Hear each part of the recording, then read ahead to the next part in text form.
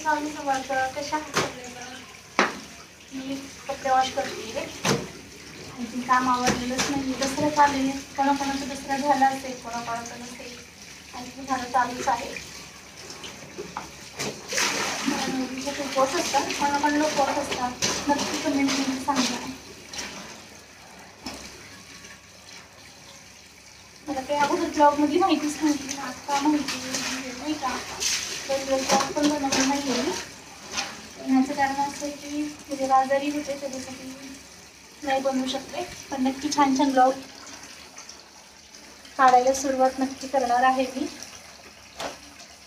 तुम्हालाही आवडते, नक्की पण सपोर्ट करा तुम्ही पण माझ्या आयडिया. आणि यूट्यूब फॅमिली माझी